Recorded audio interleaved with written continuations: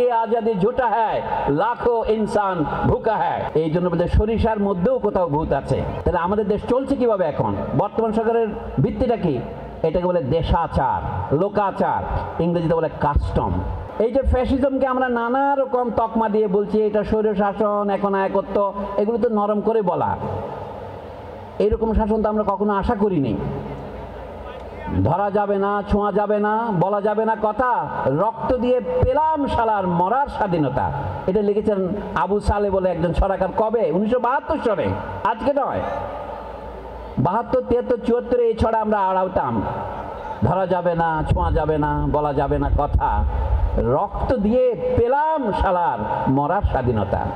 উনি এখনো বেঁচে আছেন, আবু সালে সাহেব।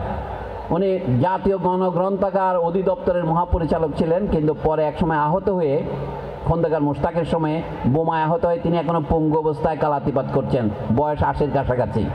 আমি এই কথাটাই বলছি, বর্তমানে আমরা মরার স্বাধীনতা পেয়েছি, অন্য কোনো স্বাধীনতা পেয়েছি কিনা চিন্তা করে দেখেন। সাম্যের কি হয়েছে বাংলাদেশ স্বাধীন হওয়ার পর?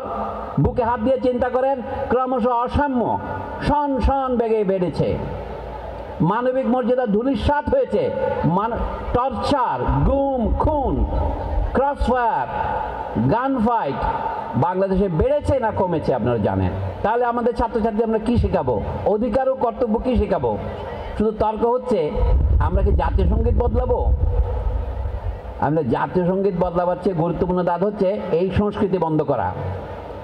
বিনা বিচারে, সে যদি আপনার পরম শত্রু হয় তাকে বিচার করেন। যেটাকে এখন মব জাস্টিস বলা হচ্ছে, এটাও কিন্তু ন্যায়ের বিরোধী। যে কোনো লোককে যে অপরাধ করেছে তাকে গ্রেপ্তার করুন, তাকে বিচারে সোপর্দ করুন এবং তাকে যথাযথ প্রক্রিয়া বিচার করে দোষীকে শাস্তি দিন।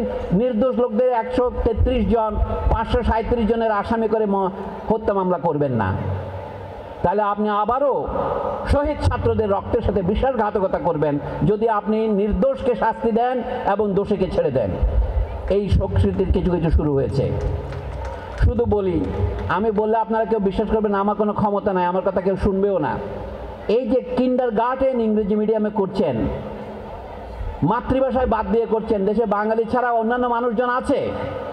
বাংলাদেশের জনগণের মধ্যে আমি ধর্ম নিয়ে বৈষম্য করব না, ভাষা নিয়েও বৈষম্য করব না, জাতিগত পরিচয় নিয়েও বৈষম্য করব না, এমনকি শ্রেণী নিয়েও বৈষম্য করব না। এইটা যদি আপনার শপথ হয়, আপনি দেশের নতুন নতুন শ্রেণী তৈরি করছেন কেন? তাহলে তারা সহজে দেখিয়ে দেখেন তো মাদ্রাসা শিক্ষা আছে, ইংরেজি শিক্ষা আছে, কিন্তু নতুন নতুন ইংরেজি শিক্ষা বাড়াচ্ছেন। এটা কি সাম্যকে বাড়াচ্ছে না বৈষম্যকে বাড়াচ্ছে? আমি আবার বলি, আমরা বৈচিত্র্যের বিরোধী নই, কিন্তু আমরা বৈষম্যের বিরোধী।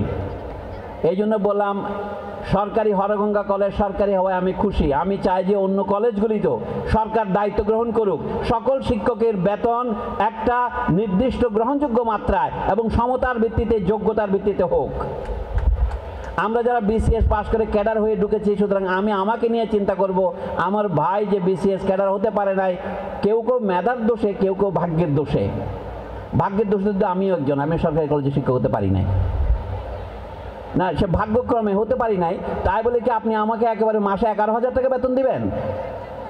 এটা দেখেন, সরকারি কলেজের শিক্ষকরা তাদের ক্যাডার বৈষম্য দূর করার জন্য আন্দোলন করছেন। অনেকের সাথে আমার দেখা হচ্ছে, কথা হচ্ছে, কিন্তু আমি বলছি প্রাথমিক বিদ্যালয়ের শিক্ষকদের জন্য আপনারা আন্দোলন করছেন না কেন? আপনারা অত্যন্ত ভালো কাজ করেছেন, শিক্ষক পরিশোধ করেছেন, নিজেরা পকেট থেকে টাকা দিয়ে চাঁদা তুলে শহীদ পরিবারকে সাহায্য করেছেন, এই জন্য আপনাদের অভিনন্দন এবং ধন্যবাদ জানাই।